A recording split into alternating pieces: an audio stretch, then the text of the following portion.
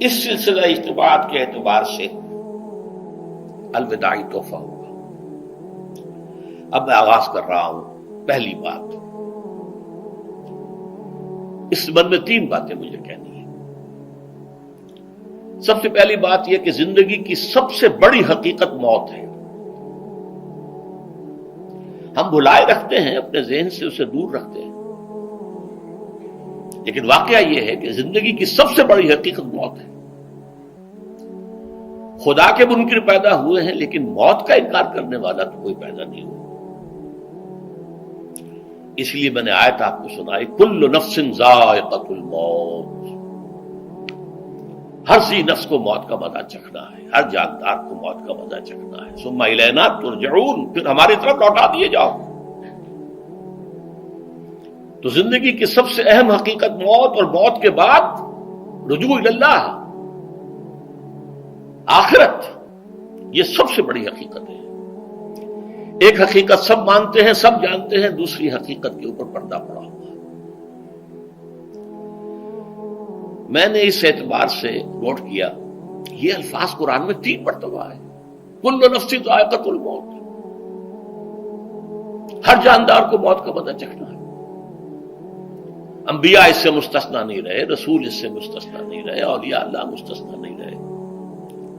وقتی طور پر استثناء حضرت عیسیٰ کا ہے کہ ابھی وہ زندہ ہیں، لیکن عیسیٰ یاتی علیہ الموت، حضور نے فرمایا عیسیٰ پر بھی موت آئے گی، جب دوبارہ آئیں گے زمین پر اتریں گے، پھر اس کے بعد ان پر موت وارد ہوگی، ان کی نماز جنازہ پڑھی جائے گی، انہیں دفن کیا جائے گا حضور کے پہلو میں، شادی بھی کریں گے، اولاد بھی ہوگی۔ باقی تو یہ ہے کہ کل نفس ذائقۃ الموت، سب کو موت کا مزہ چکھنا ہے۔ عیسیٰ بھی بالآخر اس سے مستثنا نہیں رہیں گے، بلکہ قرآن میں ایک جگہ کہا گیا ہے أَفَإِن مِتَّ فَهُمُ الْخَالِدُونَ، کیا ہے نبی، اگر آپ کا انتقال ہو گیا تو یہ کیا ہمیشہ رہیں گے؟ کون ہے دنیا میں جو ہمیشہ رہے؟ انتقال تو ہونا، آپ کا بھی ہونا ہے۔ إِنَّكَ مَيِّتٌ وَإِنَّهُمْ لَمَيِّتُونَ، یہ تو مختصر ترین الفاظ تھے۔ اس سے آگے بڑھیے، سورہ انبیاء میں فرمایا کل نفس ذائقۃ الموت وَنَبْلُوكُمْ بِالشَّرِّ وَالْخَيْرِ فِتْنَةً وَإِلَيْنَا تُرْجَعُونَ، ہر جاندار کو موت کا مزہ چکھنا ہے، اور اس سے پہلے پہلے ہم تمہیں آزماتے رہیں گے، خیر کے ذریعے بھی، بھلائی دے کر، صحت دے کر، دولت دے کر، اولاد دے کر، شہرت دے کر، اور برائی کے ذریعے سے بھی، تنگ دستی دے کر، بے عزتی دے کر، اہانت دے کر، ذلت دے کر، وَإِلَيْنَا تُرْجَعُونَ، اور پھر ہماری طرف لوٹائے جاؤ گے۔ یہ وہ دوسری حقیقت جو میں نے کہا کہ جس پر پردہ پڑا ہوا ہے، بہت بڑا پردہ ہے۔ لوگ یہی سمجھتے ہیں کہ یہی دنیا کی زندگی ہے۔ قرآن کہتا ہے إِنَّ الدَّارَ الْآخِرَةَ لَهِيَ الْحَيَوَانُ لَوْ كَانُوا يَعْلَمُونَ، یہ تو آخرت والی زندگی ہے جو اصل زندگی ہے، کاش کہ انہیں معلوم ہوتا۔ اس سے بھی زیادہ تفصیل سے یہ آل عمران میں آئی آیت، کل نفس ذائقۃ الموت وَإِنَّمَا تُوَفَّوْنَ أُجُورَكُمْ يَوْمَ الْقِيَامَةِ، ہر جاندار کو موت کا مزہ چکھنا ہے، اور پھر تمہیں پورا پورا تمہارا اجر اور بدلہ دے دیا جائے گا قیامت کے دن۔ فَمَنْ زُحْزِحَ عَنِ النَّارِ وَأُدْخِلَ الْجَنَّةَ فَقَدْ فَازَ، جو کوئی آگ سے بچا لیا گیا اور جنت میں داخل کر دیا گیا وہ تو کامیاب ہو گیا۔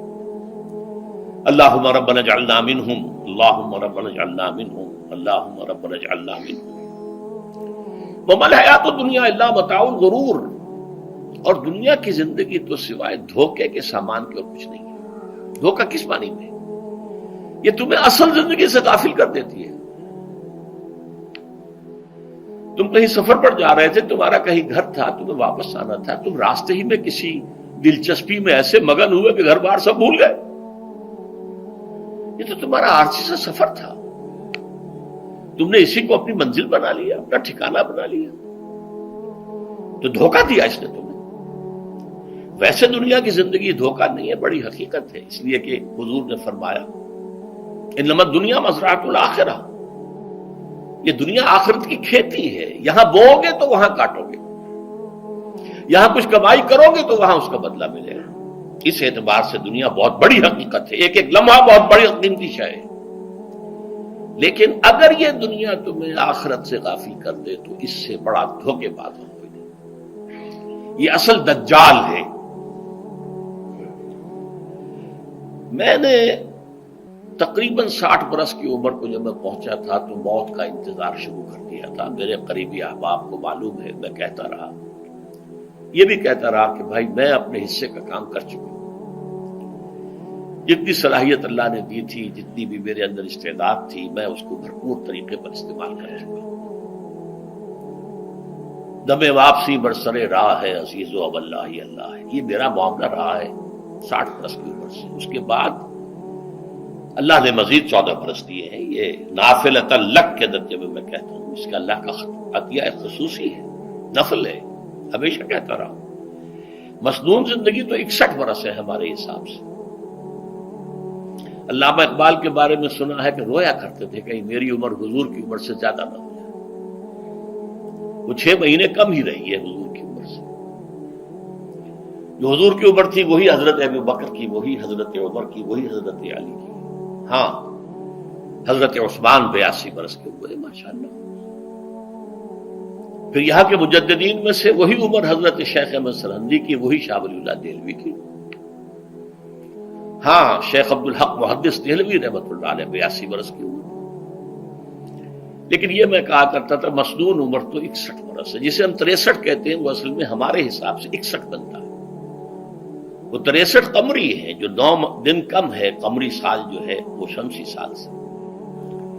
بہرحال میں اس وقت سے منتظر تھا، لیکن جو بھی وقت اللہ نے دیا ہے، اللہ کا شکر ہے، وہ مفید کاموں میں لگا ہے۔ ان میں خاص طور پر میں سمجھتا ہوں کہ اللہ کا مجھ پر سب سے بڑا احسان، اور مجھے پر نہیں، بہت بڑے پیمانے پر لوگوں پر جو احسان ہوا ہے، وہ میرا 1998 کا دورہ ترجمہ قرآن ہے جو کراچی میں ہوا تھا۔ 1998 کے مارچ میں میرا بڑا آپریشن ہوا، دونوں گھٹنے تبدیل کیے گئے، لیکن 98 کے آخر میں، حالانکہ میں چل نہیں سکتا تھا، کراچی میں مسجد جو ہے اونچی ہے، دوسری منزل پر ہے، تو خاص ریمپ بنایا گیا جس کے ذریعے میں ویل چیئر پر مجھے لے جایا جاتا تھا۔ میں نے درس دیا۔ اس درس کی گزشتہ چند سالوں سے پوری دنیا میں جو گونج ہوئی ہے اللہ کے فضل و کرم سے، اللہ کا کوئی حکمت خداوندی اس کے ساتھ وابستہ ہے۔ اس میں میرے کسی کام کو دخل نہیں ہے، میری کسی کوشش کو دخل نہیں ہے۔ میں نے تو جو درس میں دیتا آ رہا تھا سن 85 سے، دورہ ترجمہ قرآن، البتہ یہ بات ضرور ہے کہ میں نے محسوس کیا تھا کہ سن 98 کے اس درس میں دورہ ترجمہ قرآن کے مجھے خصوصی انشراح حاصل تھا۔ میری ساری گفتگو کا حاصل کیا ہے؟ دیکھیے، نظریاتی تحریکوں کا تعلق اشخاص سے نہیں ہوتا، ٹھیک ہے، کوئی اس کا داعی ہوتا ہے، کوئی اس کا مؤسس ہو جاتا ہے، کوئی اس کا آغاز کرنے والا ہوتا ہے، لیکن نظریاتی تحریک افراد سے وابستہ نہیں ہوتی۔ افراد آتے چلے جاتے ہیں اپنا اپنا حصے کا کام کر کے، جس کو جتنا مقدر ہے، جتنی اللہ تعالیٰ کی طرف سے توفیق ہے، وہ اپنا کام کرے گا، چلا جائے گا۔ یہ چمن یوں ہی رہے گا اور ہزاروں جانور اپنی اپنی بولیاں سے بول کر ہو جائیں گے۔ مبارک ہیں وہ لوگ جنہیں قرآن کی بولی بولنا نصیب ہو جائے۔ وَإِنْ يَحْسَبُ أَنِّي مِنْهُمْ، مجھے گمان ہے، اللہ کا فضل ہے کہ میں ان میں سے ہوں، میں نے قرآن کی بولی بولی ہے، اور قرآن مجید کو جیسا کہ وہ ہے، ایز اٹ از، اپنے کو مذمومہ خیالات، اپنے کوئی ذہن سے زائدہ نظریات کو میں نے اس میں دخل نہیں دیا، جسے انگریزی میں آپ آبجیکٹیولی کہتے ہیں، خالص معروضی طور پر قرآن کو پڑھا ہے، قرآن کو قرآن سے سمجھا ہے، یا پھر سیرت رسول سے سمجھا ہے۔ میں لفظ سنت کی بجائے سیرت استعمال کر رہا ہوں۔ قرآن مجسم حضور تھے صلی اللہ علیہ وسلم، اور حضور کی سیرت اور حیات جو ہے وہ قرآن مجید کی اصل تفسیر ہے۔ یہ حقیقت بھی بہت کم لوگوں کے علم ہے۔ وہ احادیث کا نام تو لیتے ہیں، احادیث بھی ہے، سیرت بھی تو احادیث ہی سے ہمیں ملتی ہے، لیکن میں خاص طور پر سنت یا حدیث کی بجائے سیرت کا لفظ استعمال کرتا ہوں۔ قرآن کی 2 سورسز ہیں، قرآن خود اور سیرت رسول صلی اللہ علیہ وسلم۔ بہرحال انشاءاللہ العزیز یہ کام بڑھے گا، چلے گا، یہ میں ابھی بعد میں عرض کروں گا۔ دوسری بات جو میں نے آیت پڑھی آپ کو، وَمَن نُعَمِّرْهُ نُنَكِّسُ فِي الْخَلْقِ أَفَلَا يَعْقِلُونَ، بہت بڑی حقیقت زندگی کی یہ بھی ہے، جس کی ہم عمر زیادہ کر دیتے ہیں اس کی خلقی صلاحیتوں میں کمی کر دیتے ہیں۔ موٹی بات ہے، بڑھاپا آئے گا، ہمیشہ کی مانی ہوئی بات ہے۔ اگرچہ جوانی میں آدمی بڑھاپے کا تصور نہیں کرتا، لیکن بڑھاپا آنا ہے، یہ بھی ایک حقیقت ہے موت کی طرح۔ غالب نے کہا تھا مزمحل ہو گئے قوائے غالب، اب عناصر میں اعتدال کہاں۔ ایک صاحب نے مجھے شعر سنایا تھا، ابراہیم صاحب سے، ٹونک کے رہنے والے،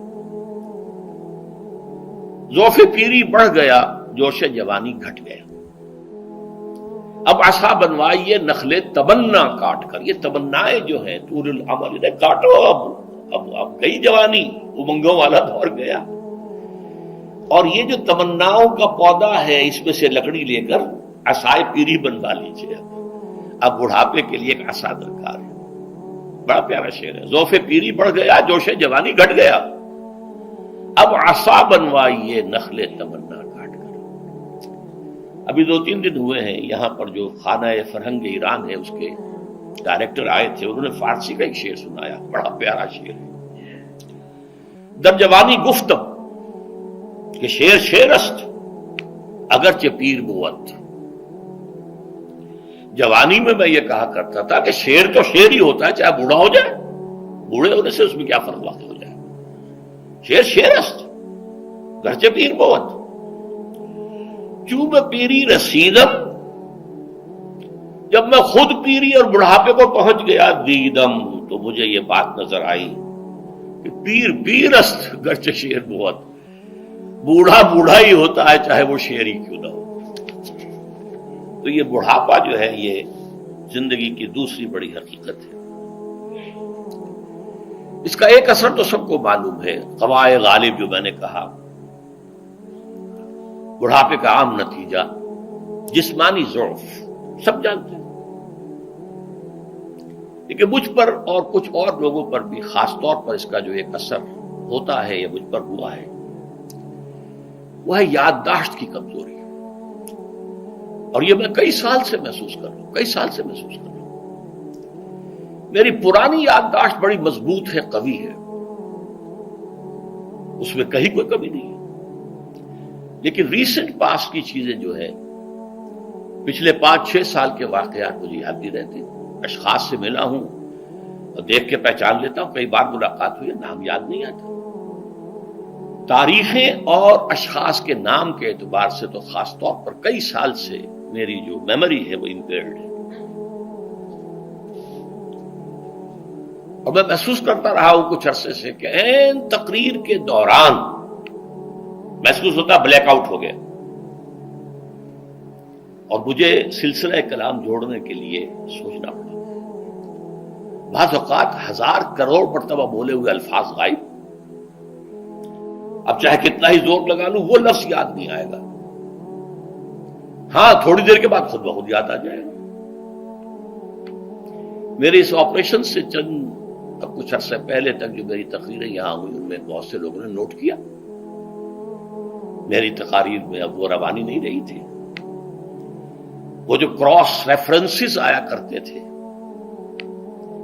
جس کی بنا پر ایک مولانا عبد الکریم پاریخ صاحب تھے ناگپور کے، انڈیا کے، مولانا علی میاں کے وہ خلفاء میں سے، انہوں نے تفسیر بھی لکھی ہے قرآن کی، وہ ایک مرتبہ لاہور آئے تھے تو مجھ سے بھی ملاقات ہوئی، میرا درس بھی سنا، پھر یہاں وہ ایک دینی ادارے میں گئے، وہاں میرے خلاف باتیں ہو رہی تھی، تو انہوں نے کہا بھائی اس شخص کی کیا بات کرتے ہو، اس کے سامنے تو معلوم ہوتا ہے کہ قرآن کھلا ہوا ہے، جہاں سے چاہے لے لے، پھول کھلے ہیں گلشن گلشن، لیکن اپنا اپنا دامن، تم کیا بات کر رہے ہیں اس کے بارے میں۔ تو عبد الکریم پاریخ صاحب کی وہ جو تاثر تھا وہ صحیح تھا، کراس ریفرنسز کا آنا، القرآن یفسر بعضہ بعضا، اس میں بہت کمی آ گئی۔ بہرحال اس کے علاوہ تیسری چیز ہوتی ہے بڑھاپے میں ریزسٹنس کی کمی کی وجہ سے عوارض. بلڈ پریشر کا میں مریض ہوں اور کوئی 25 برس سے ہوں، شوگر کا میں مریض ہوں اور کوئی 5 برس سے ہوں. ایک خاص برس جو مجھ پر آیا ہے آج سے 4 سال پہلے، اس کی ایک تاریخ ہے. یہ جو امراض دماغی کے ماہرین ہیں یہ کہتے ہیں کہ ایک مرض ہے بائی پولر ڈپریشن. انسان میں کبھی تو انشراح ہوتا ہے، ایکٹیویٹی ہوتی ہے، سوچتا ہے اور ایکٹیو کرنے کے لیے، گفتگو کے لیے، بھاگ دوڑ کے لیے طبیعت میں آبادی ہوتی ہے. کبھی وہ بجھ سا جاتا ہے، کبھی وہ حرکت کرنے کو جی نہیں چاہتا، پڑا رہے کسی کونے میں، سو جائے. تو یہ بائی پولر معاملہ کہلاتا ہے، یہ ویو چلتی ہے. اچھا یہ ہے ہر انسان میں، جسے ہم عام طور پر کہتے ہیں موڈ آف ہے بھائی میرا، مجھ سے باتیں کرو. تو یہ موڈ کا آف ہو جانا، آن ہو جانا، یہ عام آدمی میں بھی ہوتا ہے. لیکن جو اللہ کے کسی فضل و کرم سے زیادہ ذہین ہو، زیادہ حساس ہو، ان میں پھر یہ جو ویو ہے یہ زیادہ اونچائی زیادہ نیچائی، زیادہ اونچائی زیادہ نیچائی، اور اس کو پھر ہم کہتے ہیں مرض، بائی پولر. یہ ہمارا خاندانی مرض ہے. والد صاحب کا تھا، بڑے بھائی اظہار احمد صاحب کو ہوا، میری بڑی ہمشیرہ کو ہوا. عام طور پر اس کی عمر ہوتی تھی 3 تجربے مجھے ہیں. والد صاحب کو 13 برس میں نے اٹینڈ کیا ہے اس بیماری میں، سن 52 سے 65 تک جب کہ ان کا انتقال ہوا. تو یہ عام طور پر شروع ہوتا ہے 50 برس کے لگ بھگ. میری عمر جب 50 برس کے لگ بھگ ہوئی تو مجھے کئی مرتبہ محسوس ہوا کہ میری تقریر کے دوران سوئچ آف ہوتا ہے. ایک مرتبہ سن 70 میں میری یادداشت کئی گھنٹوں کے لیے بالکل ضائع ہو گئی. اس کا میں نے تذکرہ کیا ہوا، میری کتاب ہے حساب کم و بیش. جو کیفیت مجھ پر گزری تھی، جس کرب کے عالم میں وہ چند گھنٹے مجھ پر گزرے تھے، میں انہیں الفاظ میں بیان نہیں کر سکتا. آدمی خراب ہے، نہ ابتدا کی خبر ہے نہ انتہا معلوم، کچھ بھی نہیں. میں جب 50 برس کا ہوا اور یہ ایک مرتبہ مجھے جھٹکے لگے مسجد سمن آباد کے اندر، تو میں نے ڈاکٹر رشید چودھری صاحب سے، وہ میرے والد صاحب کے بھی معالج رہے تھے، میں نے ان سے کہا کہ یہ ڈینجر زون میں داخل ہو گیا ہوں. ان کا نہیں، آپ کو یہ نہیں ہوگا، اس لیے کہ آپ اللہ کے کتاب کی خدمت کر رہے ہیں. تو ان کی یہ بات تو پارشلی ٹروتھ نکلی کہ 70 برس کی عمر میں مجھ پر یہ 20 برس اللہ تعالیٰ نے مجھے اس میں ایک بونس دے دیا. 70 برس میں ظہور ہوا، اور اس کا ایکسائٹنگ کاز بنا ہے افغانستان میں جو حادثہ ہوا طالبان کے ساتھ. اتنا صدمہ مجھے تھا، ایک دم بیٹھ گیا.